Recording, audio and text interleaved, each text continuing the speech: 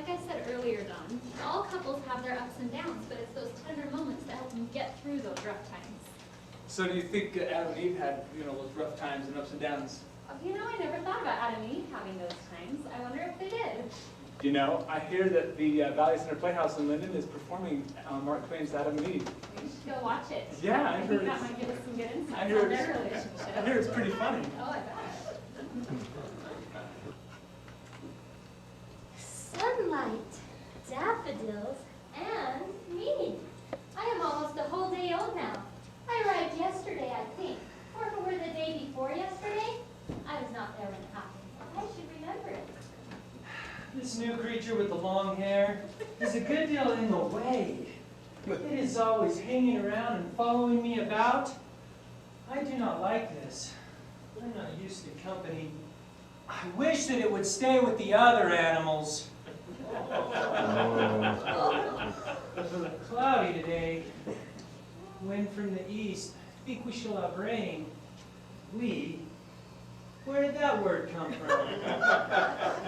I remember now. The new creature uses it. The moon got loose last night and slid and fell down out of the skin. A very great loss. It breaks my heart to think of it. And there is nothing among the other ornaments and decoration that is comparable to it for beauty and finish. It should have been fastened better. I do hope we get it back, for I do love moons. They are so pretty and romantic. I shall never get tired of lying on the moss bank and looking up at them. Tuesday. Been examining the great waterfall. It is the finest thing on all the estate, I think. The new creature calls it Niagara Falls. Why, I'm sure I do not know. Says it looks like Niagara Falls? That's not a reason. That's mere waywardness and imbecility. I never get a chance to name anything anymore. The new creature names everything right as it comes along. And always the same pretext is offered. It looks like the thing. I followed the other experiment around yesterday afternoon, at a distance, to see what it might be for if I could. But I could not make it out. I think it is a man. I have never seen a man, but it looked like one. And I find that I feel more curiosity toward it than I do any of the other reptiles. If it is a reptile, and I suppose that it is, for it has frowsy hair and blue eyes and looks like a reptile. It has no pips. It tapers like a carrot. And when it stands, it spreads itself apart like a derrick. It is a reptile. Although, it may be architecture. Do you like stars? Stars. Do you like them? I do. Last night I tried to knock some down with a pole, but it didn't reach, which astonished me. And then I tried clods until I was all tired out. Oh, I never did get one.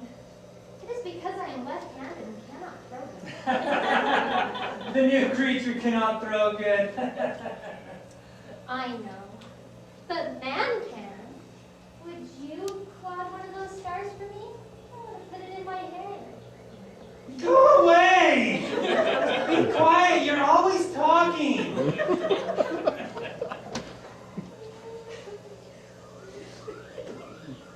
You're leaking water from your holes? Stop that! I'm going to climb a tree.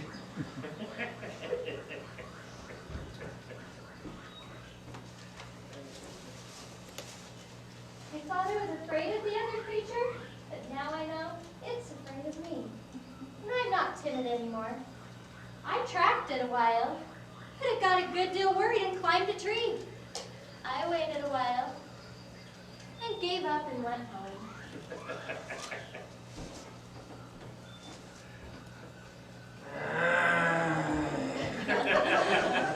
Today, the same thing over. I got it up in the tree again.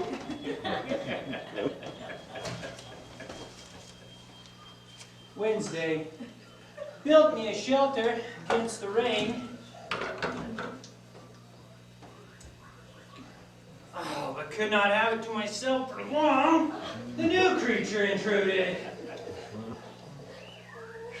They must have given you a bad set of holes. They're leaking again. They're tears. Tears, huh?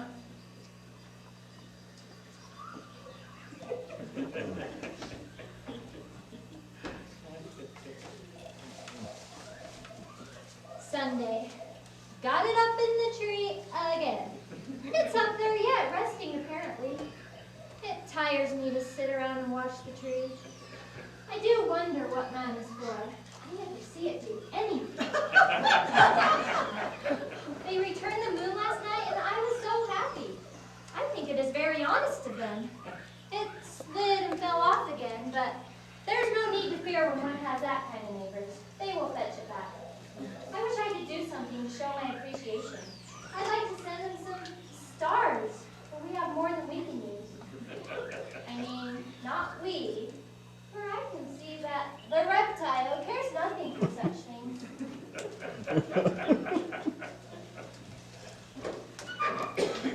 Friday, the naming continues recklessly on despite anything I can do. I had a very good name for the estate. It was musical and pretty. The Garden of Eden. Privately, I continue to call it this, but no longer publicly. No, for the new creature says it's all woods and rocks and scenery, and therefore no resemblance to a garden. Says it looks like a park.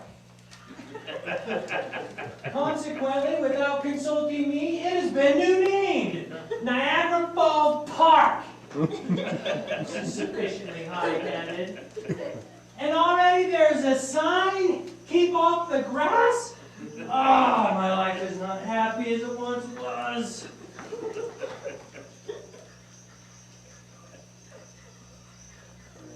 Leave it alone, it is forbidden. This new creature eats too much fruit. We shall run short, most likely. Oh, we again. That's its word. Mine too now from hearing it so much. Good deal of fog today. I do not go out in the fog. But the new creature does. It goes out in all kinds of weather. And then stumps right in with its muddy feet. Oh, and it talks. Oh, I miss my peace and quiet.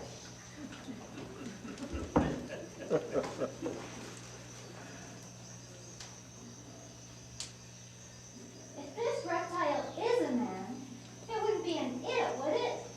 That wouldn't be grammatical, would it? I think it would be he. I think so. In that case, one would conjugate it thus. Nominative, he.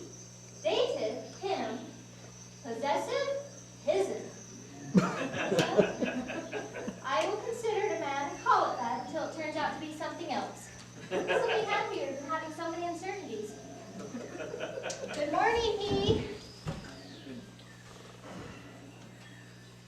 You may call me Eve. Eve. All right. But you are superfluous. Superfluous? What a lovely word. Where did you get it? I was looking at it and thought superfluous. I am a she, not an it. Okay, she is superfluous. I am a part of you. That's right. I was made from a rib taken from your body. Don't be ridiculous. I'm not missing any ribs.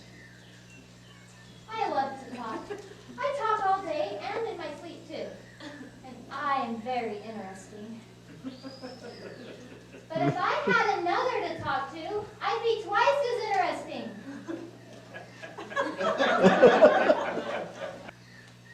Wednesday. We are getting along very well indeed. And getting better and better acquainted. He does not try to avoid me anymore, which is a good sign. It shows that he likes to have me with him. She engages herself in many foolish things. Among others, to study why animals, such as lions and tigers, wear the type of teeth they do when they should be eating each other instead of grass and trees and leaves. This must be foolishness, though. To do that would cause death. Death has not been introduced into the garden. Park, which is a pity on some accounts.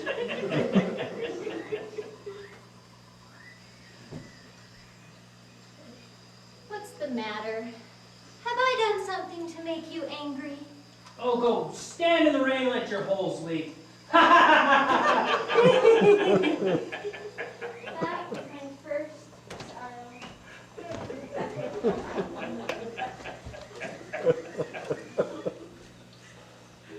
Mondays.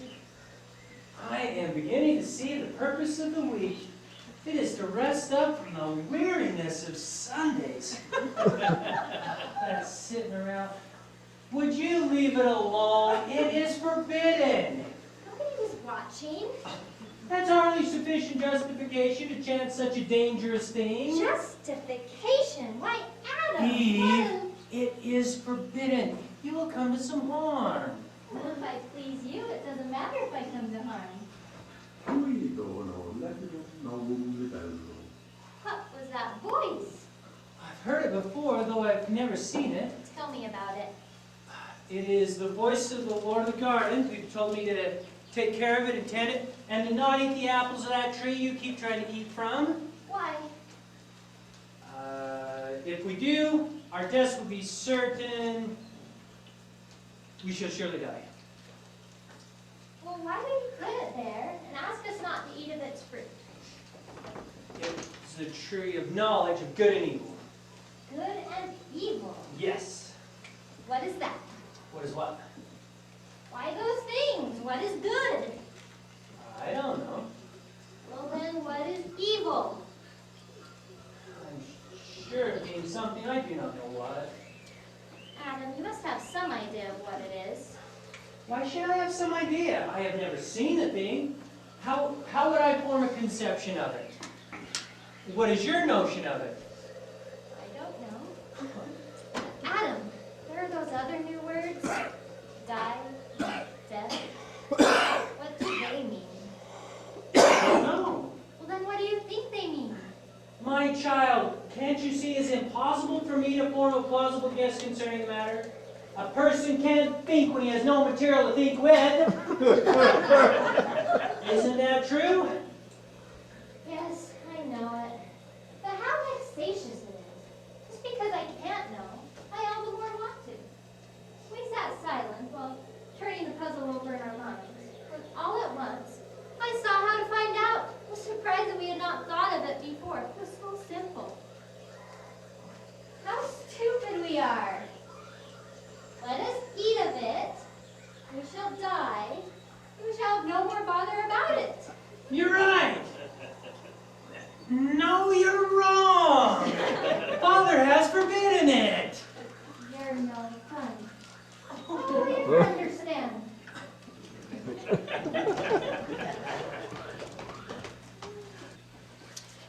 She has taken up with the snake. The other animals are appreciative. She was always experimenting with them and pestering them. I am grateful for the snake can talk. This gives me a chance to rest. The snake advised me to try the fruit. Eve.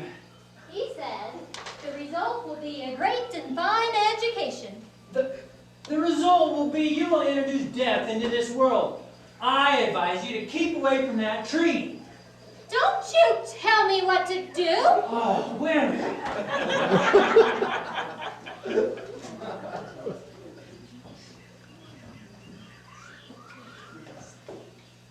She has taken to beseeching me about going over the falls. Why? I've always done it. Makes me shudder.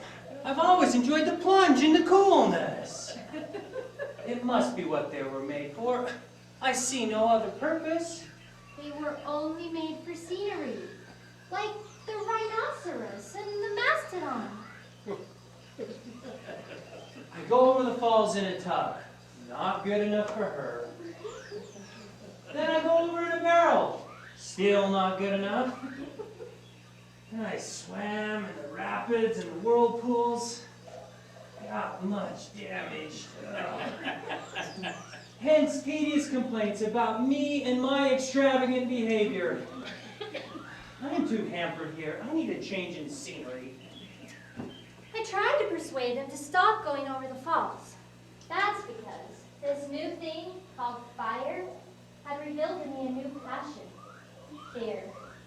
And it is horrible. I wish I had never discovered it. It gives me dark moments and spoils my happiness. It makes me shiver and shudder. But I could not persuade him, for he has not discovered fear yet. Could not understand me.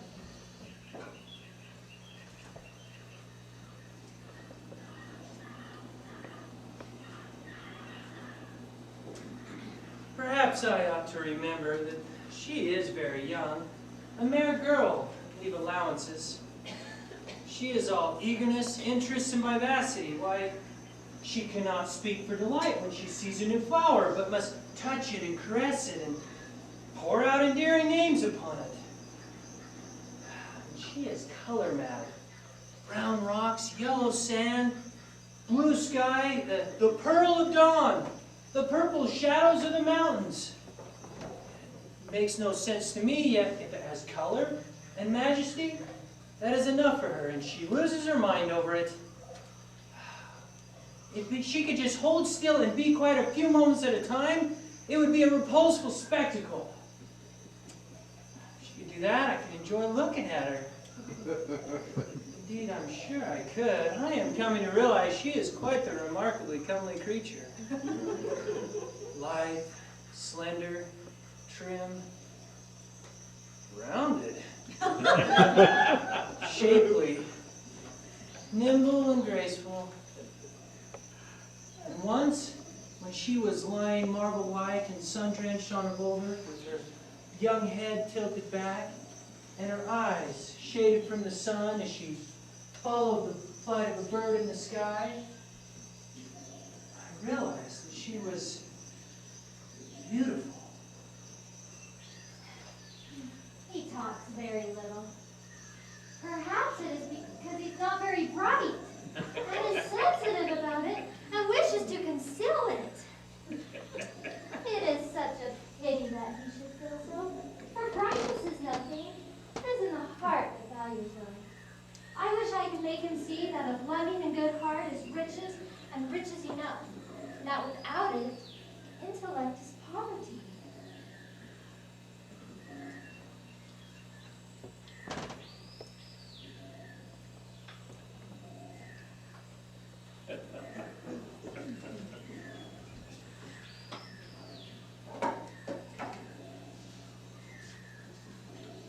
Wednesday, I escaped and rode a horse through the night. About an hour and a half after sunup, as I was crossing a flowery plain that was filled with beasts, they suddenly arose in such a tempest of noise, every beast began to destroy its neighbor. I knew what had happened. Eve had partaken of the fruit, and death had come into this world. I found this place outside of the garden, and it was fairly comfortable for a day or two. But she's found me out and calls the place Tonawanda. That's because It looks like Tonawanda. Actually, I was not disappointed that she came, for she brought fruit, and there are but meager pickings here. But she also came curtaining these boughs of leaves and flowers, and when I grabbed them and snatched them and threw them to the ground and asked what this foolishness was, she tittered and blushed. I had never seen a person titter and blush before. To me, it seemed very unbecoming and idiotic. you'll know soon enough how it feels.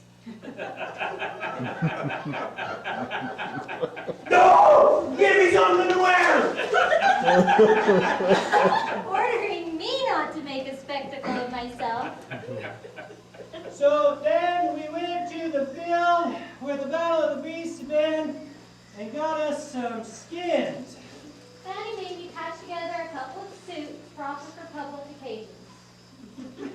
They are uncomfortable, But stylish. and that is the main purpose for clothes. Well,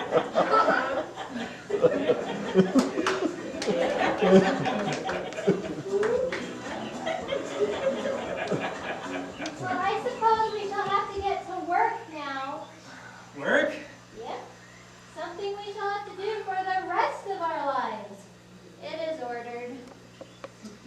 I find she is a good deal of a companion. I would have been depressed and lonely if she'd not come. I will have her gather, and I will superintend.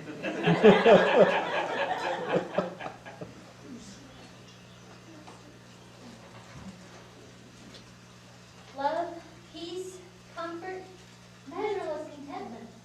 That was life in Christ. It was joy to be alive. Pain there was none, nor infirmity, nor any physical sign to mark the flight of time. Disease, care, sorrow, one might feel these outside the pale, but not in Eden. There they had no place. There they never came. All days were alike, and all a dream of delight. A year passed, and Adam went into the north country, and it was born. What a surprise!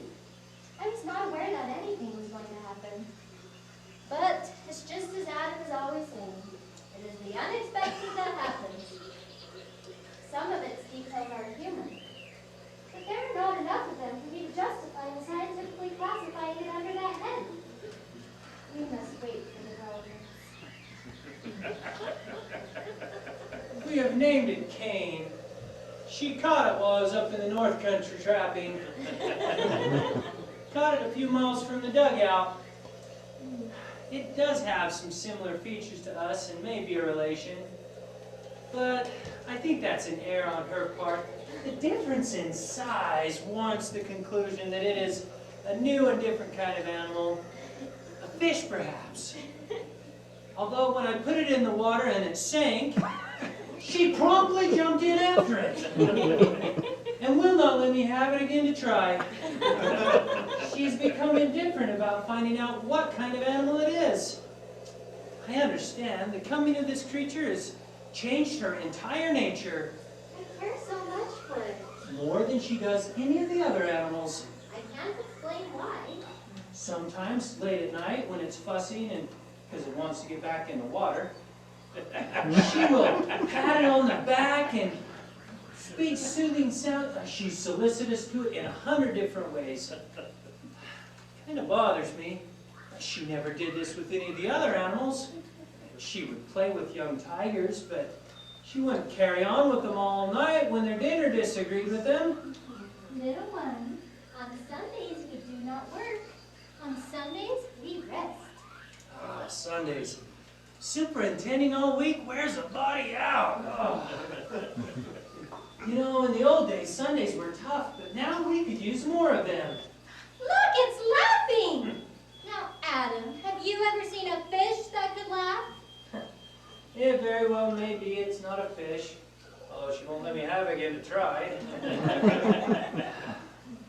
All right, if it's not a fish, it's an enigma. That's a nice word, Adam. Enigma or some kind of bug. If it dies, I will open it up and see what its arrangements are. Over my dead body! Oh, that was awful. 4 months later, the perplexity augments instead of diminishes. I sleep but little. It has ceased from lying around and can now move about on all 4 legs. Yet it differs from the other 4-legged animals in that its front legs are unusually shorter than its back legs. Consequently, this causes the main portion of its anatomy to stick uncomfortably high up in the air like this. This is not attractive. Short front legs, long back legs. Sufficient indication that this is of the kangaroo family. Although it does seem strange that it's only one.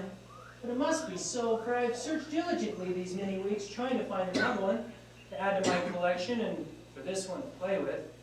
For surely then it would be quieter. I know. Let's let it go.